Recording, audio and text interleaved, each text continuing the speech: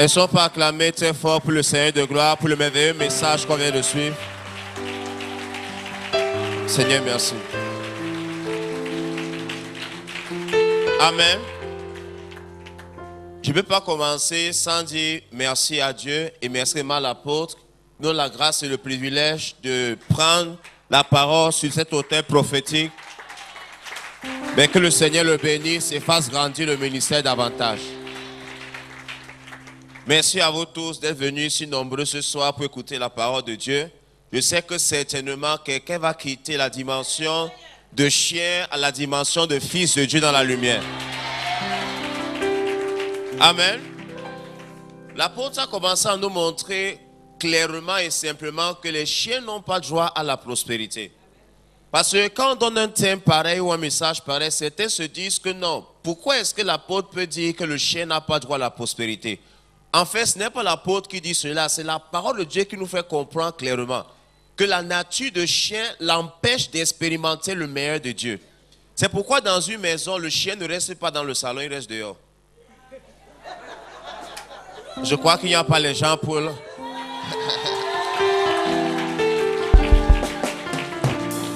Peu importe l'amour que tu peux ressentir pour ton chien ne dort pas dans ta chambre.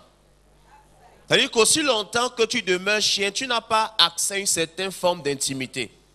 L'enfant peut être inconscient, même à l'état bébé, lui peut dormir dans la chambre de ses parents. Pourquoi? L'enfant ressemble au père, parce que ton enfant reflète ta personnalité, ton caractère, ton attitude. Or, le chien, non, le chien là pour combler un certain vide émotionnel. Et lorsque le chien est contaminé par la rage, il n'y a plus de raison de vivre avec ce chien. Donc, dans l'église, quand quelqu'un est un enfant de Dieu ou un fils de la maison, il a droit à l'intimité du Père. Et Dieu, dans la maison de Dieu, se représente, se laisse montrer au travers de l'homme de Dieu qu'il a placé. Donc, aussi longtemps que tu es un enfant de la maison, tu as accès à l'intimité du Père. Maintenant, dès que tu quittes la forme d'enfant, tu deviens un chien. Tu deviens maintenant un obstacle toi-même à ta prophétie, un obstacle à ta grâce, un obstacle à l'onction que le ministère porte. Est-ce que vous savez que dès que vous devenez un chien, vous ne participez plus à la grâce du ministère? Un chien ne participe pas à l'onction du ministère. Peu importe c'est venu à l'église, Dieu ne le compte même plus. C'est comme un homme qui n'a pas fait les Jeux Olympiques, mais n'est pas enregistré parmi les participants. Même s'il sort premier, son premier n'a pas de valeur. Mais ce soir, je rends grâce parce qu'il n'y a pas de chien dans la salle. Oh, je crois que certains ne sont pas d'accord, ça qui n'ont pas dit amen. Si tu n'as pas dit amen, tu es un chien, je recommence.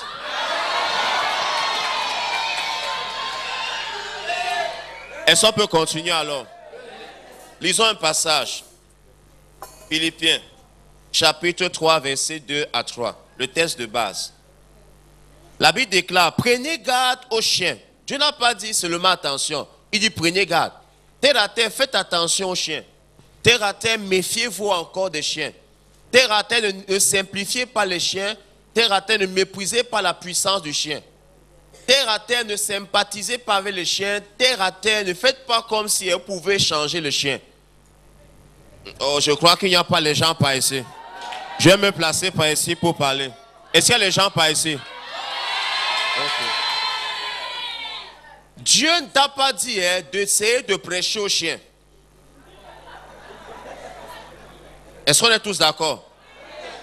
Dieu ne t'a pas dit essaye de ramener le chien. Le chien aboie pas parce qu'il veut aboyer. Le chien aboie à cause de sa nature. Le frère se comporte comme il se comporte à l'église, pas parce qu'il veut se comporter comme ça. C'est sa nature de chien qui le pousse à se comporter comme il se comporte. Il n'arrive pas à comprendre pourquoi est-ce que tu viens à l'église chaque jour. Il n'arrive pas à comprendre comment est-ce que tu peux appeler ton pasteur papa. Je crois que je vais arrêter, il n'y a pas les gens de ce côté.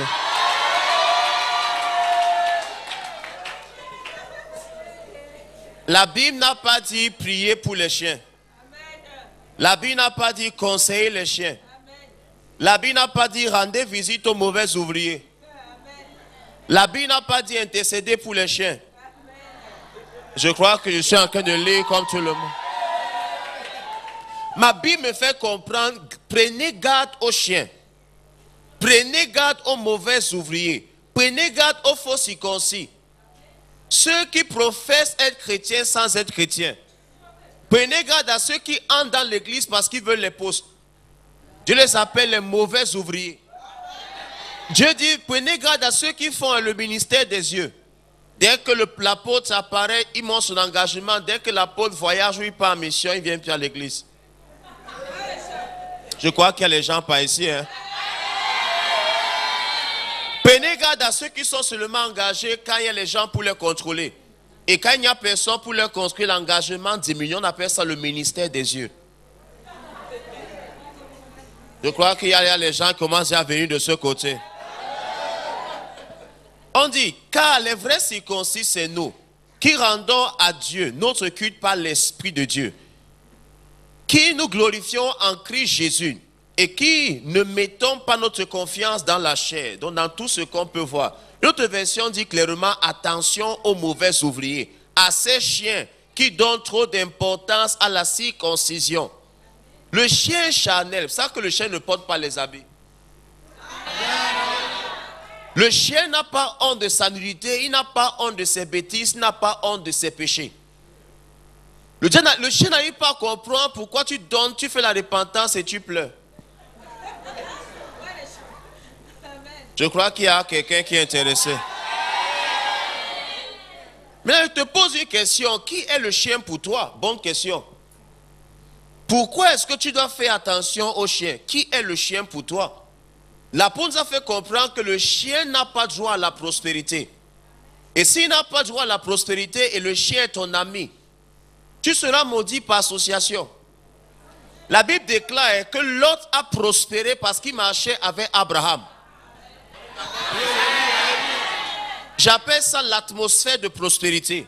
Quand cette énergie est sur quelqu'un, ça affecte tous ceux qui l'entourent. Oh, je crois qu'il y a 3 personnes engagées.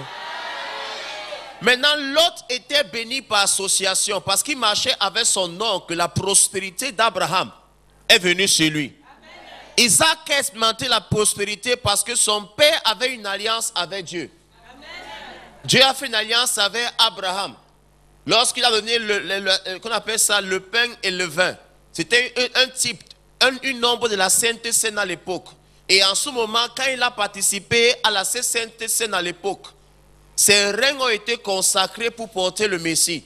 Et 2000 ans après, Dieu est parti chez les Abrahamiques, prend l'une des descendants d'Abraham, Marie, et Jésus a vu le jour. Le son tombé, vous n'êtes pas intéressé. Est-ce qu'on continue par ici? De la même manière, si le chien est mon ami, il consacre ma vie à l'échec. Marie n'était pas au courant que son arrière, 2000 ans auparavant, avait tissé une alliance avec Melchisédek, roi de Salem, roi de justice. Ce Melchisédek n'a ni père ni mère. Il est sans généalogie. Et Melchisédek, c'est une théophanie, c'est-à-dire c'est une apparition, une manifestation du Christ, c'est dans l'Ancien Testament. C'est encore une pré-incarnation du Christ. Donc c'est Jésus qui est venu avant de venir. Laissons tomber. Si tu es là, j'aimerais plus de joie que ça. Parce que c'est le supérieur qui bénit l'inférieur. Et personne n'était qualifié pour bénir Abraham à l'époque. D'où il fallait que Melchisédek, roi de Salem, roi de justice, tout comme Jésus est le roi de justice. Ah, vous êtes là? Maintenant, par cette association, Abraham a été béni. Ses reins ont été consacrés pour porter le Messie. Maintenant, moi aussi, quand je marche avec le chien qui n'a pas le droit à la prospérité, son association consacre ma vie au malheur. La Bible les appelle les fils de la perdition, les fils de la malédiction. Qui est le chien pour moi? Le fils de la malédiction. Qui est le chien pour moi? L'ennemi de ma vie. Qui est le chien pour moi? Le polluant de la faveur. Qui est le chien pour moi? Celui qui annule les prophéties. Je crois qu'il y a les gens de ce côté. Le chien dans ton bateau qui symbolise ta vie, c'est encore l'effet Jonas. Tant que le chien dans tes 5 mètres 5 ans, rien ne tournera. Aussi longtemps que le chien est en place, rien n'est en place. Mais dès que tu enlèves le chien, la mer se calme. Pourquoi tes finances sont dans les problèmes? Il y a un chien qui te dit, tu donnes déjà trop à l'église. Dis à ce chien que tu es né sans compte bancaire. J'aimerais que quelqu'un de ce côté m'encourage. Le chien est un réseau satanique. C'est-à-dire que quoi? Ce qu'il fait ne vient même pas de lui. C'est toute une chaîne qui est en place. Personne ne vient sur terre par hasard. Il y a soit l'arrière-arrière-grand-père qui a rencontré le grand-père, la grand-mère du père et de la mère. Donc le chien tire ses mauvaises origines à partir de son passé. Il sort d'un endroit frustré et il marche avec la frustration et il veut frustrer tout le monde. C'est pour ça que les psychologues ont prouvé qu'un homme blessé blesse tout le monde. Est-ce qu'il y a des gens de ce côté? Un homme blessé blesse tout le monde. Quand il voit les gens en train de rire, sourire, il dit que vous riez, pourquoi vous faites semblant, vous n'avez pas de joie en vous. Comme il se sent mal, tout le monde doit se sentir mal. D'où qui est le chien? Pour moi, le chien, c'est la malchance de ma vie. Le chien, c'est quoi? Le destructeur des églises. Le chien, c'est quoi? C'est l'arbre du manque de succès pour moi. Aussi longtemps que le chien est dans ta vie, c'est comme un arbre que tu as planté. D'où le psaume 1 a dit, heureux celui qui ne s'assied pas en compagnie des moqueurs. Et quand Dieu disait moqueur, il ne parlait pas des gens qui rient, peut-être quand quelqu'un tombe. Moi-même, quand tu tombes, je ris. Tu tombes maintenant, je vais rire. Est-ce que je parle à quelqu'un? Mais le chien, c'est celui qui se moque de l'œuvre de Dieu, qui se moque de l'enseignement, qui se moque de la parole de Dieu, qui se moque des manifestations de Dieu. En pleine prière, les gens se mettent à tomber, le chien se marie.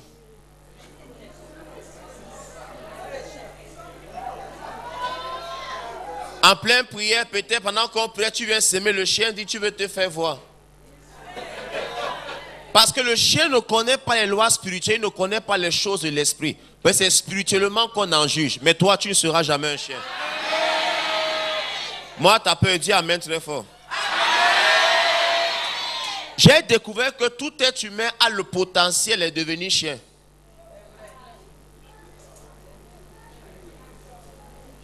Je parle à quelqu'un par ici.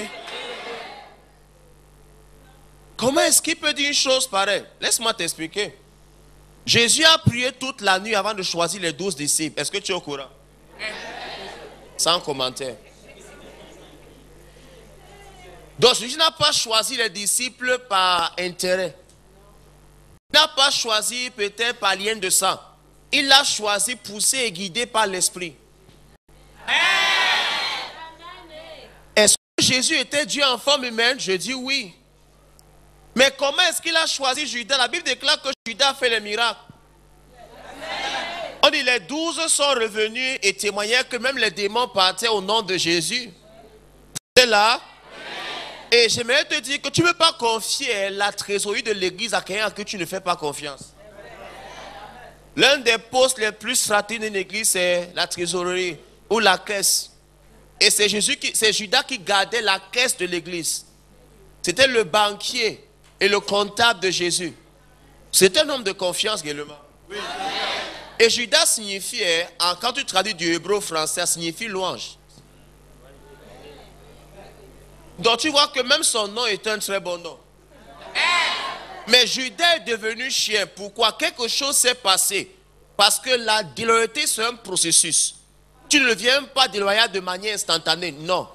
C'est au fur et à mesure que tu tournes d'un enfant qui aime son apôtre de tout son cœur à un enfant qui déteste franchement son apôtre. Je crois qu'il n'y a pas les gens. La preuve, quand Judas a livré Jésus, il a remis l'argent. Ce qu'il gardait, ce qu'il voulait dépasser ce qu'on lui a donné. Il a eu les remords, les regrets, il s'est pendu, il s'est tué. La Bible déclare que son ventre s'est ouvert, ses entrailles étaient répandues dehors. Parce que la fin de la rébellion ouverte, c'est l'exécution. Après ta rébellion ouverte, rassure-toi, tu seras exécuté. Quand Satan s'est levé, Dieu l'a exécuté. Quand Judas s'est levé, il a été exécuté. Absalom était exécuté. Le chien dans la salle également serait exécuté. Ce n'est pas moi qui dis, c'est une loi spirituelle. En sortant d'ici, fais attention avec qui tu marches. Quiconque te prêche un message que tu n'écoutes pas ici est un chien. Quiconque après ma prédication me voit comme je vais te voir pas est un chien.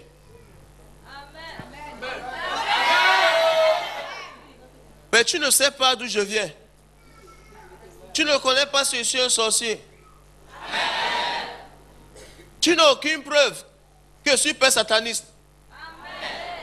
Encouragez-moi par ici. Tu dois d'abord voir ton apôtre parce que lui au moins s'il connaît celui qui a pris le micro. Mais toi tu découvres la période d'apôtre, tu ne connais même pas mon nom. C'est encore très grave. Je veux un amen par ici, dis donc. Donc si tu demandes le numéro du pasteur qui a prêché que tu ne connais pas la fin du culte, tu es un chien. C'est comme un enfant qui regarde la télé chez le voisin parce que son père n'a pas la télé et il dit que ce n'est plus mon père. Je crois qu'on va rentrer. Bon, il me reste 15 minutes et je quitte devant vous. Est-ce que vous êtes là? Est-ce que vous êtes vraiment là? Je veux plus de joie que ça, s'il vous plaît, plus de joie.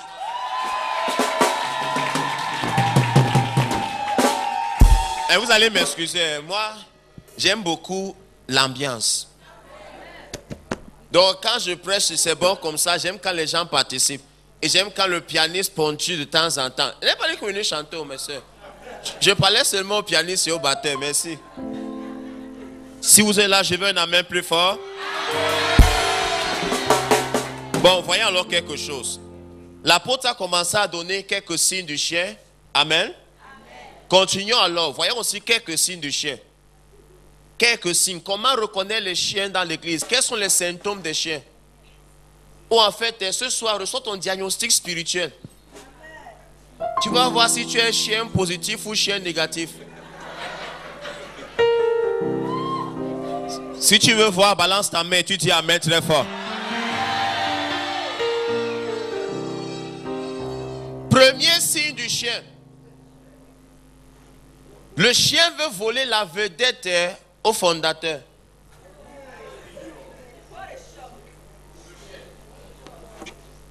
Chaque fois qu'on élève le fondateur, chaque fois qu'on élève l'apôtre, chaque fois qu'on élève ceux qui sont l'autorité à l'église, le chien n'est pas content.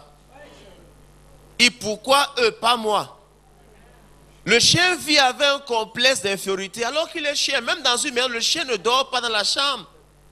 Sa nature de chien fait en sorte qu'on lui construit une petite case dehors. Et les patrons vivent dans une grande maison. Ce n'est pas ça? Pourquoi le chien maintenant, qui n'avait même pas de maison ni de case, on l'amène à un endroit, il a amené un petit cas. Maintenant, ce n'est plus la case qu'il veut, c'est le duplex qu'il veut. Ok, j'avance. Apparemment, vous ne voulez pas connaître. Le chien ne dit pas aux gens d'où lui vient son savoir. Oh! Mais mon frère, ta révélation de comment accéder à la faveur de Dieu, les secrets, la prospérité, mon frère, tu dis que non, j'étais en train de jeûner, le Seigneur m'a révélé. Tu as appris ça un peu.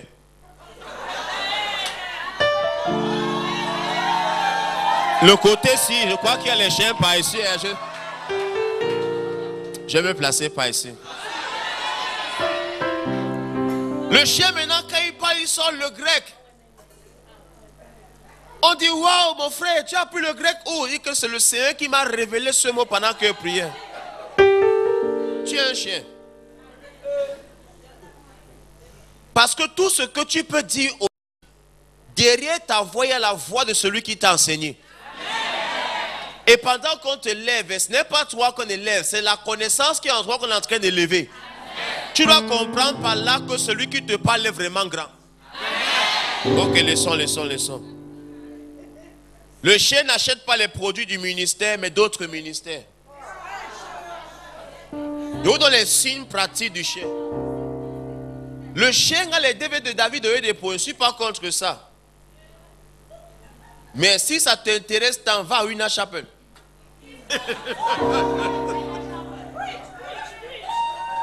Dans mon ministère, tous mes membres sont au courant que le meilleur enseignant, c'est moi.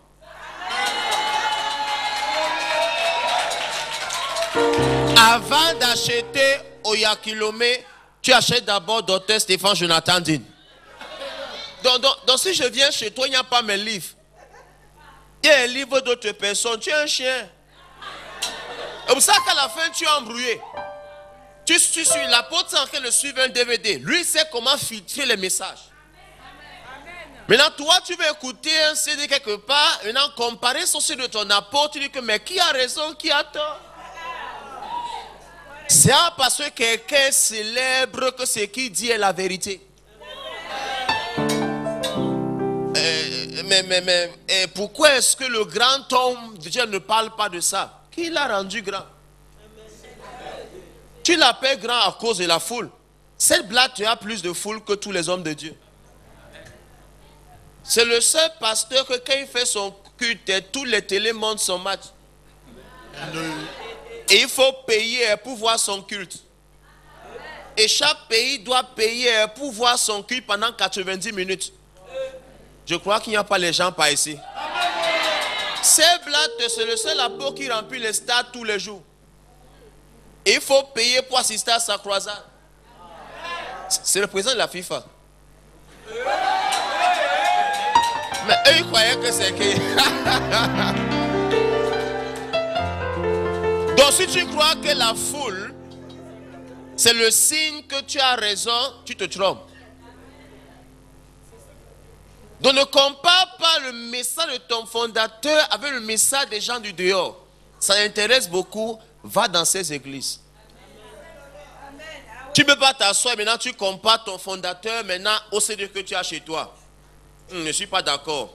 Tel prophète avait dit, tel homme de Dieu, ça dit que c'est ton prophète là-bas. Ça dit que tu es perdu. Comment est-ce que tu es quelque part et tu contredis? Et tu donnes l'offrande, tu te laves, tu t'habilles, tu mets le parfum, tu prends la moto. Amen. Pour venir discuter ce qu'on te dit, rentrer, dire je ne suis pas d'accord, mais tu reviens toujours. Ça veut dire que tu te dis, quelque part, tu sais que c'est vrai. Merci, merci. Les gens d'ici sont intéressants. Le chien ne fait jamais les surprises agréables à son leader, jamais. Chaque fois que le chien ou chaque fois que le pasteur appelle le chien, c'est pour le réprimander. Il y a certains à l'église, si l'apôtre l'appelle, non, c'est un problème. Lui-même, il sait que si on l'appelle, c'est parce qu'il a des gamins. On ne peut jamais t'appeler pour dire, frère, tu as bien fait, tu es un chien. Est-ce qu'on peut continuer? Le chien ne protège pas l'image de l'église.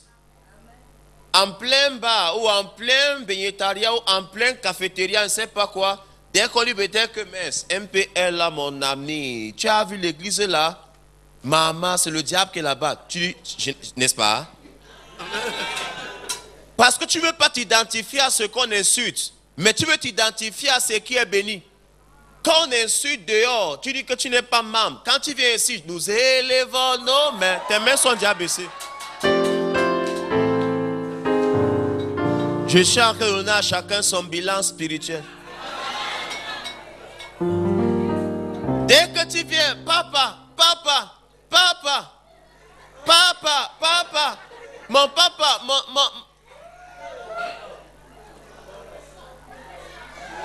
Après Dieu, c'est toi qui suis. Tu manques.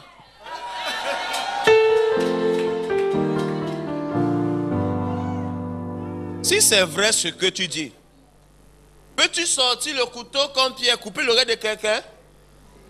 Jésus n'a pas dit, jette ça. Hey, il remet ça en place. Le son tombé, mais il n'y a pas les gens pour écouter ce que je dis.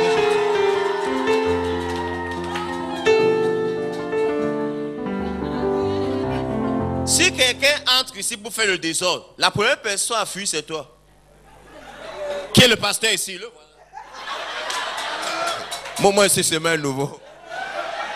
Loyauté, loyauté. Attention au chien du temps.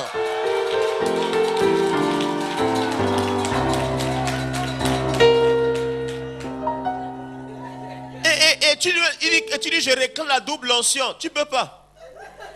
Dieu même sait que tu ne protèges pas ça. La personne qu'on doit protéger ici plus que tout le monde, c'est le berger. Amen. Si le berger meurt ou le berger est touché, les brebis sont perdues d'office.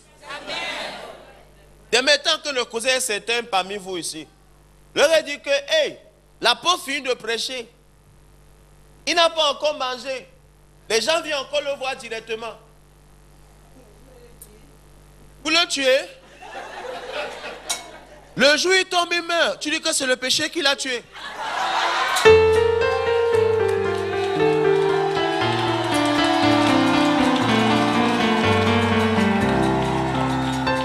Tu dis qu'un prophète avait annoncé sa chute. Alors que sa chute, c'est toi. Laissez-moi vous dire que l'esprit vit dans le corps. Si le corps est détruit, l'esprit là quitte le corps, ça part avec l'onction. Donc ce n'est pas l'apôtre de vous dire, c'est à vous-même de décider d'organiser quelque chose pour protéger votre apôtre. Parce qu'en tant que fondateur, il ne va pas dire non si les gens viennent.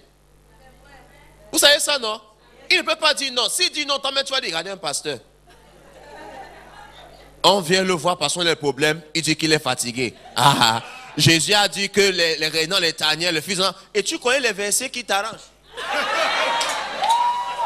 Le côté si m'intéresse, les gens vont rester par ici. Les gars, est-ce que ça passe? Non, non, tu dois protéger l'image de ton église en évitant de faire les choses qui ont provoqué le scandale. Quand tu prends la grosseur du cœur, regardez, c'est le pasteur qu'on insulte directement. Quand tu te comportes mal chez toi, tu insultes ton mari, on dit, c'est ça qu'on t'a à l'église? Tu es en train de salir l'image de l'église, tu es un chien aussi.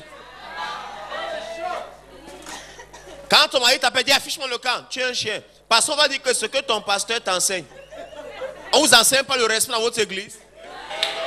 Donc à cause de toi, le mari ne va jamais venir à l'église. Je crois que le côté s'y est intéressé.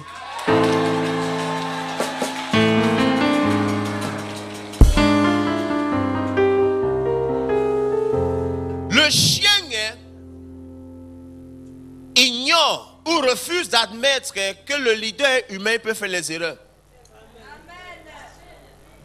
Le chien est à la loupe, à la quête de chaque erreur chez le leader. Et le chien est là pour chercher quiconque a été nommé, en quoi est-ce qu'il dégage mon quartier. Parce qu'il veut prouver à tout le monde qu'ils sont comme nous. Il t'a même dit qu'il est différent. Est-ce que tu as vu l'apôtre avec les ailes? Tu as vu les lévites avec les ailes? Ce que tu ressens, les lévites ressentent la même chose. Tu veux te marier, non? Elle aussi, elle veut se marier. Maintenant, toi, tu fouilles Shabbat. Il y a pas de là-bas.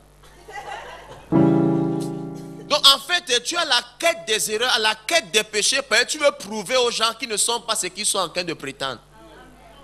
Jésus a dit que celui qui n'a jamais péché jette la première pierre.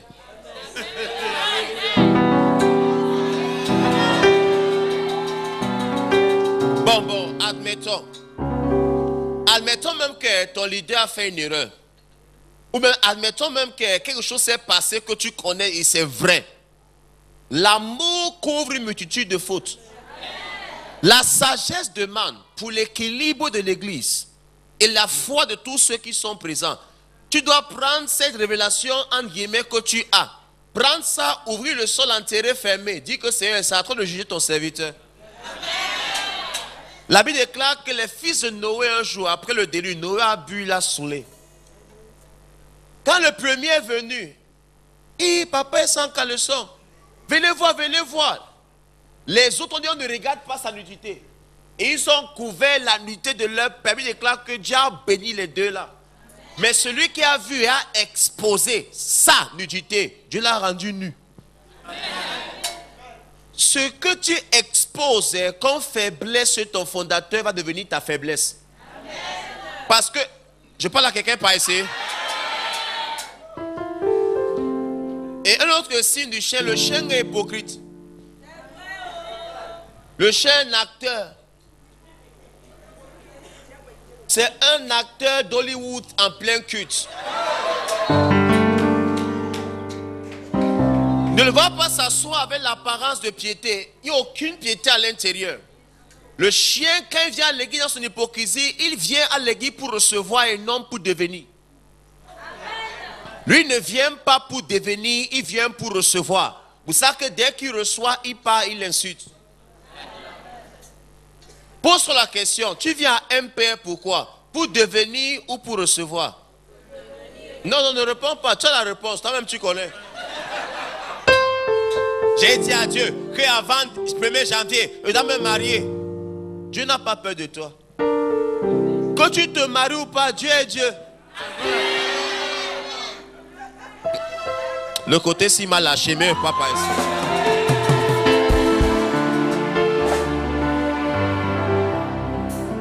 Il me reste 5 minutes les gars et j'ai fini. Donne-moi un vrai amen. Le chien ne prie pas pour l'église. Il n'intercède pas pour le ministère. Il n'intercède même pas pour l'homme de Dieu. Ah, il n'y a pas les miracles dans mon église. Prie, les miracles vont venir. Attends mon frère, tu penses qu'il dit? Il dit, hein, il n'y a pas de miracles ici. Il n'y a pas les prophéties. Prie, Seigneur, où est mon pasteur? Seigneur, où est mon apôtre davantage? Dieu va où est? Attendez, bon. Il y a un proverbe bouddhiste qui dit ceci. Ouais. Donc même le bouddhisme connaît. Je suis docteur et j'ai 2 doctorats. Et quand tu fais tu dois faire beaucoup de recherches pour appuyer la connaissance que tu as. Le proverbe bouddhiste dit ceci. Quand les élèves seront prêts, l'enseignant apparaîtra. Donc la raison pour laquelle cette chose ne se manifeste pas ici, c'est parce que toi-même tu n'es pas prêt. Il n'y a pas les gens par ici. Toi qui dis, membre de Dieu, prophétise, Mahoum, tu vas mourir. Toi avec la petite moto que je vois, tu ne salues pas les gens. La Oum, tu pars en enfer. Oh, le côté si.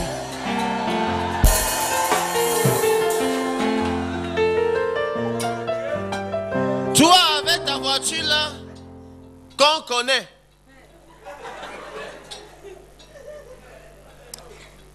Si Dieu t'envoie ce que tu demandes, il va te perdre. Il déclare que la prospérité de l'insensé, donc celui qui n'a pas tous ses sens, ça le détruit. Et seul l'apôtre, Dieu peut te donner tes vrais sens. Oh, j'ai une licence, j'ai un master. Non. Tu peux avoir une licence, tu es licencié. Encouragez-moi par ici. Tu peux avoir un master, tu ne masterises rien. Tu peux avoir un doctorat, toute ta vie est malade. Can I prophesy? Ma prophétie soit c'est attention au chien.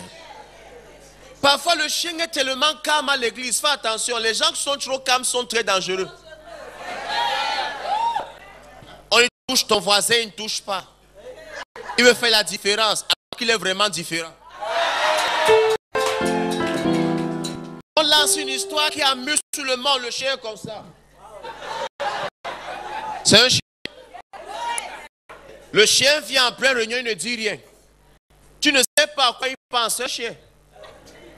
Il est clair que celui qui se relâche dans son travail est le compagnon ou le frère, celui qui détruit. Celui qui n'ajoute pas enlève. Combien d'âmes tu as meilleur depuis que tu es en Christ? Et combien d'âmes as-tu chassé à cause de ton manque de souris? L'apôtre est là? Non. Le sourire, quand tu souris, 13 muscles entrent en action. 13. Quand tu froisses ton visage, 112 muscles entrent en action. On sait que plus tu es comme ça, plus il y a les rides. Et plus ta face se froisse. Le sourire attire les gens. Le sourire va envoyer un pont invisible qui va te relier aux autres. Le sourire signifie je suis content de te voir. Le sourire signifie ta présence m'enchante. Le sourire signifie homme de Dieu continue à parler. Le sourire signifie je suis à l'aise en plein culte.